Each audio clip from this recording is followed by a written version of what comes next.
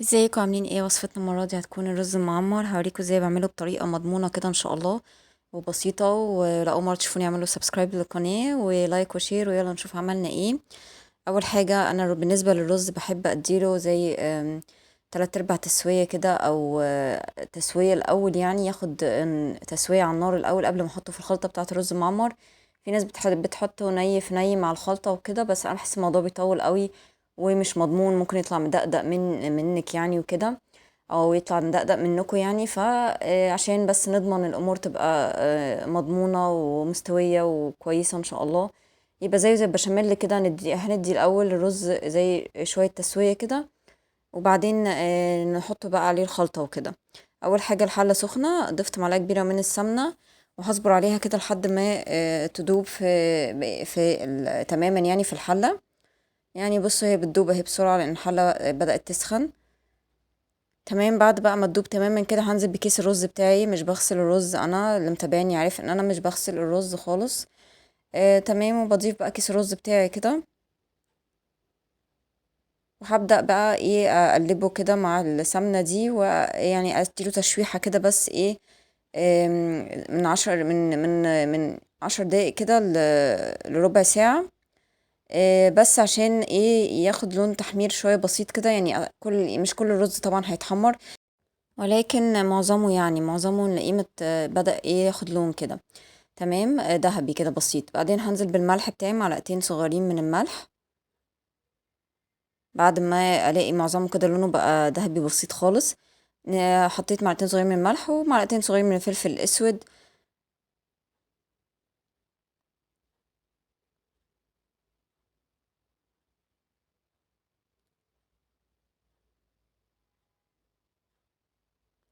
بعدين هضيف المرقة بتاعتي، اي نوع مرقة يعني. لو انتوا هتاكلوها جنب وصفة لحمة يبقى حطوا مرقة لحمة، هتاكلوها جنب وصفة فراخ يبقى حطوا مرقة فراخ. يعني حسب الحاجة اللي هتاكلوها جنبها يعني. لكن لو هتاكلوها من غير حاجة عادي يبقى اي نوع مرقة مش هتفرق يعني. تمام، ضفت مكعبين مرقة يعني. انا ساعتها كنت عاملاه جنب لحمة فحطيت مرقة لحمة. تمام، وبعدين كده بقلب كل حاجة كويس كده، المرقة مع الملح والفلفل الأسود والرز. هبدأ بقى أنزل بالمية المغلية بتاعتي. بصوا عشان نزلت المية المغلية كده لازم تسمعوا الصوت وتشوفوا المنظر ده، تعرفوا ان انتوا ماشيين صح. تمام. طبعا انا الصوت لغي الصوت يعني، ولكن بيبقى في صوت زي تش كده يعني. ده بيدل ان انت ماشية صح والامور تمام.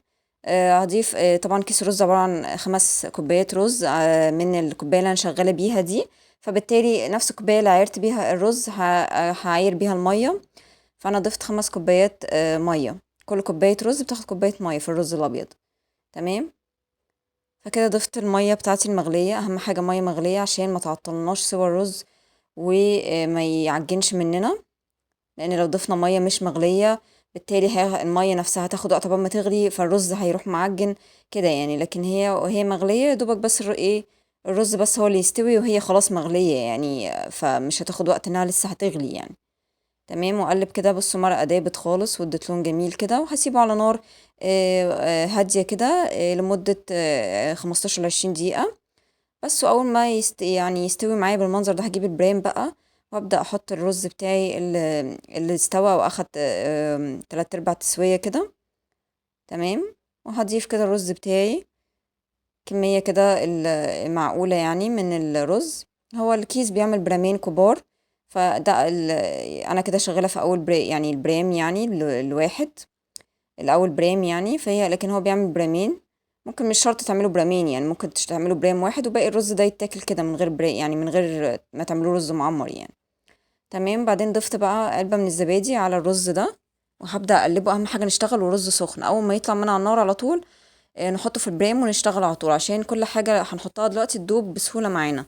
يعني الزبادي وبعد كده القشطة، حطيت معلقة كبيرة خالص كده من القشطة زي ما انتم شايفين، ويفضل القشطة بتاعت وش اللبن اللي هو بنغليه على النار ده. تمام، مش القشطة المعلبة اللي هي بتبقى عند بتوع الألبان، لا يفضل صراحة القشطة بتاعت وش اللبن، بتدي طعم دسم وحلو قوي بجد للرز المعمر. تمام، واقلب كده كويس. بصوا كل حاجة بتدوب لأن الرز سخن مولع فالحاجة بتدوب وبتختفي بسرعة، وده اللي احنا عايزينه عشان يتوزع كويس مع كل رزاية تاخد حقها يعني. هنزل بعد كده بكوباية كبيرة من اللبن، واقلب كده بس اشوف انا هحتاج قد ايه. طبعا هنحتاج نحط لبن تاني، هي كوباية تانية كمان وخلاص، كوباية تانية من نفس الحجم ده.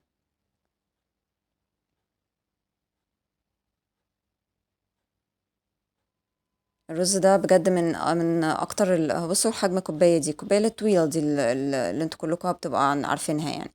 تمام، واحط كوبايه تانية من اللبن كده وخلاص، ومش هحط تاني. هقلب بس كويس خالص، اطمن ان كل الرز توزع في اللبن كويس خالص. مفيش حته مثلا فيها لبن بس من غير رز، او حته فيها رز من غير لبن، لا نحط كده كويس. وزي ما انتم شايفين كده نوزع كويس خالص. وبعدين هضيف الصراحة معلقة صغيرة كده بسيطة خالص من الملح تاني احتياطي، عشان انا لما دقته حسيت ناقص ملح سنة. ممكن تدوقوا كده وانتوا شغالين بعد ما تحطوا في البريم تطمنوا. فلا هي سنة الملح دي هتظبطه. تمام، وهقلب بقى كويس خالص عشان الملح ده برضو يتوزع. تمام، هي وصفة الرز دي زي ما يعني كنت هقول لكم ان هي بجد من احسن من احلى الوصفات اللي انا بحبها قوي يعني. بيطلع كده عارفين يعني عامل زي الرز كده اللي بيبقى محشي جوه الحمام. بيبقى كده معرفش يعني رز كده دايب كده وحلو، مش معجن. في فرق بين معجن ان هو دايب كده وحلو ومستوي كويس، لا هو مستوي كويس وحلو مش معجن خالص، لا بالعكس. تمام، بعد كده هبدأ بقى احط بقى سمنة على الوش، دي اهم حاجة عشان هي دي اللي هتدينا اللون الحلو اللي على الوش بتاع الرز المعمر. تمام كده، بعد ما ضفت بقى السمنة كده هبدأ بقى ايه، بالراحة كده، معلقة صغيرة، معلقة شاي صغيرة كده، أبدأ ايه أنيم فيها كده وأوزعها على قد ما أقدر. لازم نوزعها كويس عشان ما يطلعش حتة متحمرة وحتة لأ.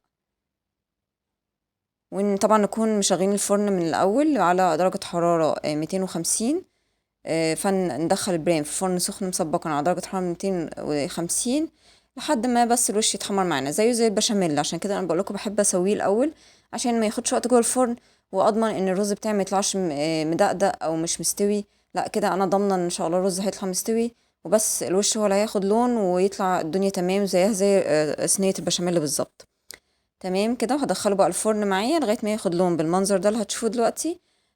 وبيطلع جميل قوي يعني، ويا رب تكون كده وصفه خفيفه عليكم وتجربوها وتعجبكم. ولو اول مره تشوفوني زي ما قلت اعملوا سبسكرايب على القناه، وشكرا جدا لمشاهدتكم ومتابعتكم.